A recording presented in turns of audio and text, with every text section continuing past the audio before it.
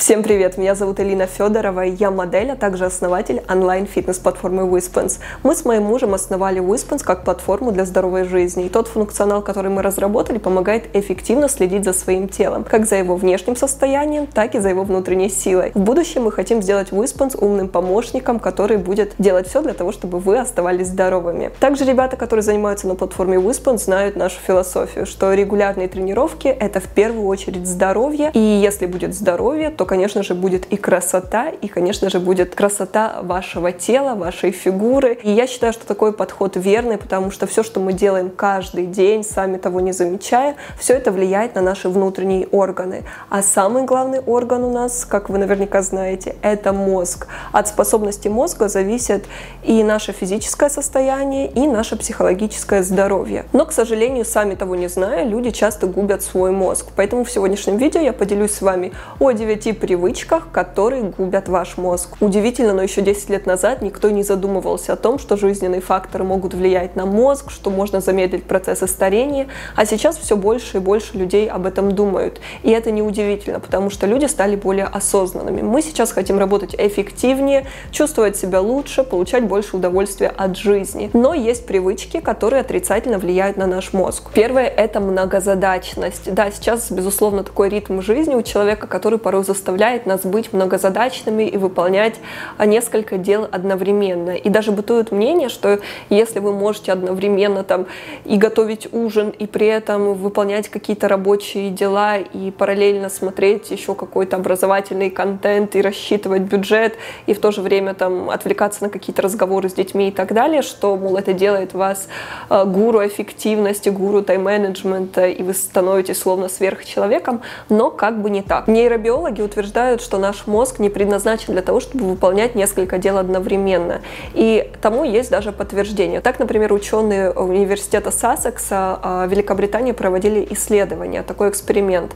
Они взяли две группы людей, одни были многозадачными, могли делать несколько дел одновременно, другие же нет. И потом МРТ участников показала, что у многозадачных людей плотность мозга передней поясной коры меньше, чем у вторых. А эта область мозга отвечает за сопереживание и эмоциональный контроль. Также еще одно доказательство тому, что многозадачность отрицательно влияет на наш мозг, привели ученые из Лондонского университета. Они исследовали это и заметили, что у многозадачных людей IQ ниже на 15 баллов. Поэтому, ребят, в следующий раз, когда захотите отвлечься от важной работы, выполняя какие-то другие задачи, подумайте 300 раз, потому что качество выполнения может сильно пострадать. Мозг человека не предназначен для обработки информации из нескольких входных потоков. Многозадачность, она препятствует полноценному функционированию мозга. Когда вы теряете концентрацию и переключаетесь на что-то новое, что-то интересное, что-то приятное, вы получаете свою порцию дофамина. То есть вы радуетесь,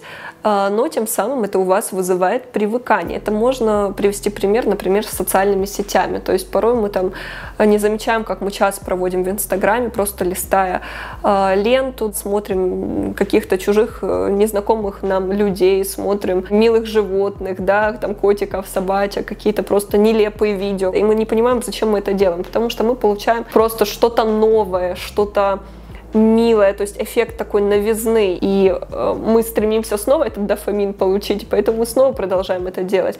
И нужно научиться выходить из этого порочного круга, говорить себе так: нет, отложить телефон, выключить, унести в другую комнату и так далее, и делать свои дела, выполнять ту задачу, которую вы делали. Второе – это обезвоживание. Никогда, ни при каких обстоятельствах не игнорируйте сигналы своего организма о том, что ему нужна вода. Это, как бы банально не звучало, но вода – это наше все. Наш организм состоит на 70% из воды. И, конечно же, вода влияет на все, то есть на все функции нашего организма, в том числе и на работу мозга.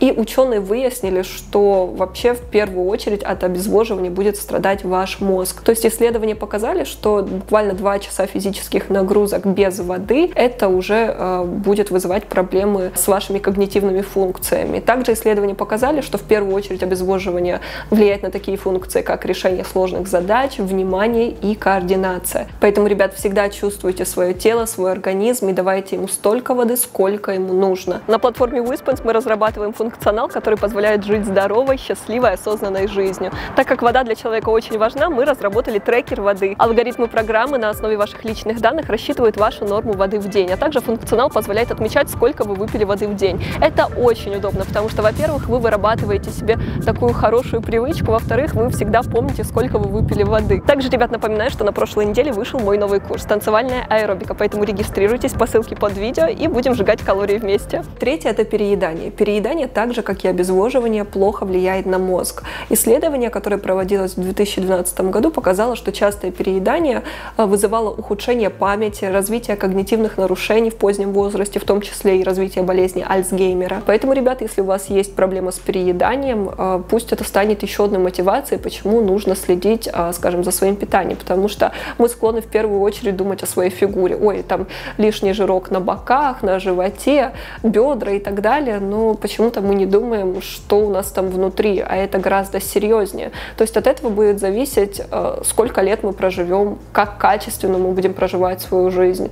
Хотим ли мы в старости там сидеть на таблетках, да, там еле передвигаться, или хотим вести здоровый образ жизни, быть подвижными, молодыми и красивыми. Также помните о том, что переедание еще влияет на нашу сердечно-сосудистую систему и также на много-много других вещей, которые происходят в нашем организме. Следующий пункт – это злоупотребление сахаром. Действительно, для нашего мозга, для его нормального функционирования нужна глюкоза. Это единственный источник энергии для него. И нам в день нужно употреблять, то есть где-то 150 грамм глюкозы. Но вы должны понимать, что очень много того же сахара в различных продуктах, неочевидных для нас. То есть мы берем те же фрукты, едим тот же йогурт, какой-то соус и так далее, и везде есть сахар. И мы порой это даже не считаем за сахар и употребляем еще дополнительно сахар там из десертов, кладем сахар себе в чай, кофе и так далее, и в итоге это получается гораздо выше нашей нормы. Нейроны мозга получают энергию из кровотока, так как сами ее накапливать они не способны. И чрезмерное употребление сахара может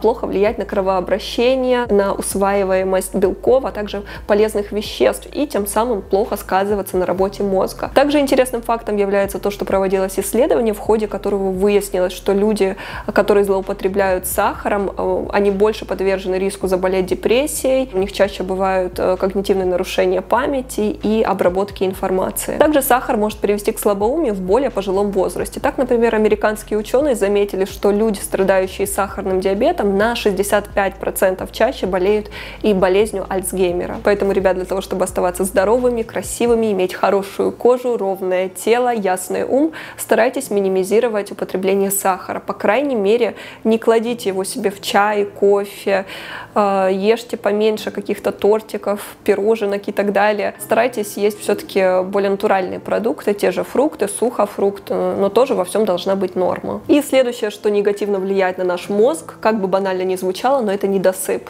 Современный человек спит сейчас меньше, чем когда-либо. Например, в 1900-х годах люди спали в среднем 9 часов.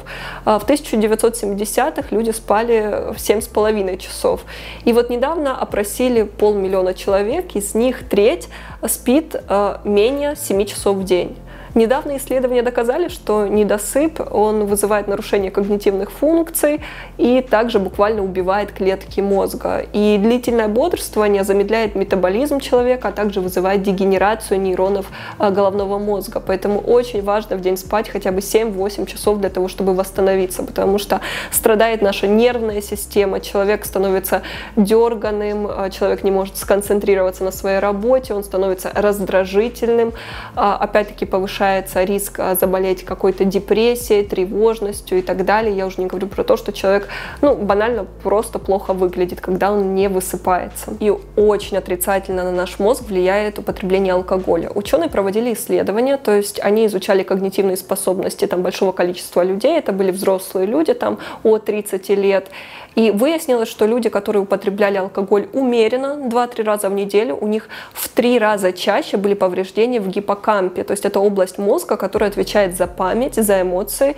и за пространственную навигацию. То есть если вам кажется, что употреблять алкоголь каждую неделю, ну там пару раз, это не так много, то ничего страшного не будет, на самом деле будет. Потому что если вы изучите различные медицинские материалы, статьи, то есть исследования, которые проводились в этой области, они доказывают, что алкоголь очень разрушительно влияет на наш организм, и он медленно убивает наш мозг. Ну и, конечно же, скажу про курение. Безусловно, вы и так все знаете, что курение не несет в себе ничего хорошего, но и расскажу, каким именно образом курение влияет на наш мозг. Исследования показывают, что во время курения у нас повреждаются клеточные мембраны и разрушается нервная связь в той области мозга, которая управляет мелкой моторикой, балансом и координацией. Также курение плохо влияет на ту часть мозга, где происходят процессы, отвечающие за речь, за память и за наше восприятие. Еще одним негативным фактором, влияющим на здоровье нашего мозга, является стресс.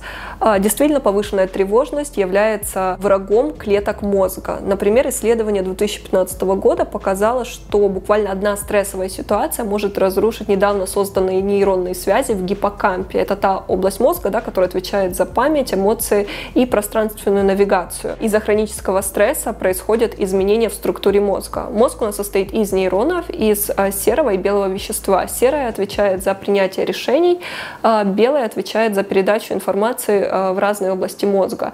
И оно состоит из миелина. И вот когда человек испытывает хронический стресс, вырабатывается миелина больше, чем нужно, нарушается баланс, и тем самым происходят изменения в мозгу. И человек становится более эмоциональным, вспыльчивым, агрессивным, ему сложнее концентрироваться на своей работе. Также ученые доказали, что стресс уменьшает объем мозга, а хронический стресс приводит просто к ранней деградации областей мозга, отвечающих за память и за эмоции. Поэтому, ребят, для того, чтобы оставаться спокойными, испытывать меньше стресса, я рекомендую делать медитации. Это та практика, которая популярна сейчас во всем мире, во всех крупных компаниях люди медитируют, и тем самым они повышают свою продуктивность, свой творческий потенциал. Мне кажется, что для современного человека это просто необходимо, потому что скорость получаемой нами информации, она просто какая-то невероятная. Мы получаем информацию отовсюду, мы встречаемся с огромным количеством людей, у нас происходит множество каких-то событий. Мы хотим быть продуктивными, мы хотим быть творческими. В этом водовороте событий очень сложно оставаться стрессоустойчивым, и человеку просто необходимо искать инструменты, которые будут снижать этот уровень стресса. Поэтому, ребят, очень рекомендую.